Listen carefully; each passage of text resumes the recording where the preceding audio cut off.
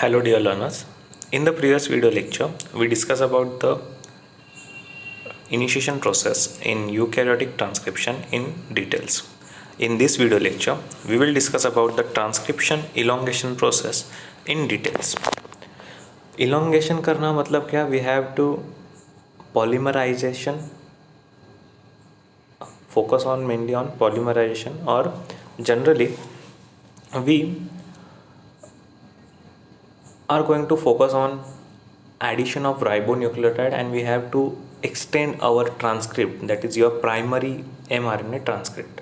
So transcription elongation starts with the process of promoter clearance, that is अगर जहाँ पे RNA polymerase bind हुआ था वहाँ से वो प्लेस अगर वो लीव करता है तभी जाके वो ट्रांसलोकेट होगा. ट्रांसलोकेट होने के बाद उसका काम क्या है कि एक एक राइबोन्यूक्लियोटाइड्स वो ऐड करने लगेगा, और वो ऐड करने के लिए उसको मूवमेंट करना पड़ेगा. सो ये ट्रांसक्रिप्शन इलोंगेशन प्रोसेस जो है ये start with the promoter clearance, and it describes the movement of RNA polymerase 2 on the DNA template.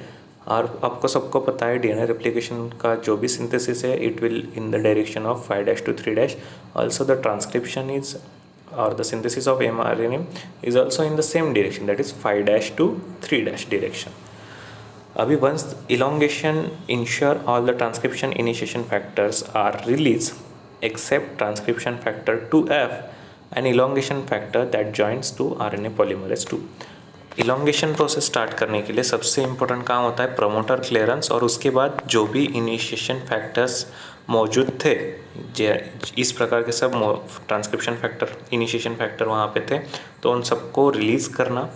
और एक ही बार में वो सब रिलीज़ हो जाते हैं तो आरएनए पॉलीमरेज भी प्रमोटर क्लियरेंस का स्टेप कर देता है, मूव होने लगता है. सिर्फ आरएनए पॉलीमरेज 2 और ट्रांसक्रिप्शन फैक्टर 2F ये दोनों फैक्टर्स रहने चाहिए, और इलोंगेशन फैक्टर्स की मदद से इलोंगेशन का प्रोसेस कैरी आउट होता है. तो इलोंगेशन फैक्टर्स कौन कौन से हैं? तो इलोंगेशन फैक्टर्स है like PTEFB, positive transcription elongation factor B. इसका काम क्या होता है? Maintain phosphorylated state of CTD in elongation phase.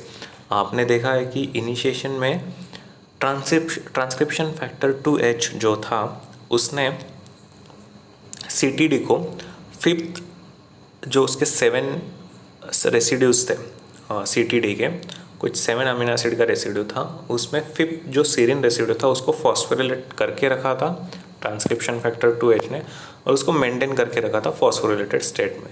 वैसे ही इलोंगेशन के प्रोसेस में PTEFB जो है मतलब positive transcription elongation factor B, ये CTD को फॉस्फोरिलेट करके रखता है by using the phosphorylation activity on second serine residue. ये जो है यहाँ पे देख लेते हैं कि यहाँ पे जो सेकेंड सीरिन रेसिड्यू है उसको PTEFB मतलब जो इलोंगेशन फैक्टर है, इलोंगेशन फेज में वो CTD को फॉस्फोरिलेटेड स्टेट में मेंटेन करता है. ठीक है, और क्यों फॉस्फोरिलेटेड स्टेट में मेंटेन करना है हमें ये चेंज? तो आपको सबको पता है कि transcription initiation and promoter clearance के लिए ये इम्पोर्टेंट है.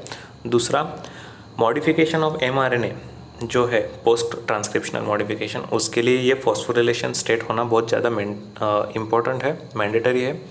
और it maintains the rate of transcription. Transcription continuously चलते रहना चाहिए, या उसका जो भी रेट फिक्स है वो होना चाहिए, उसके वजह से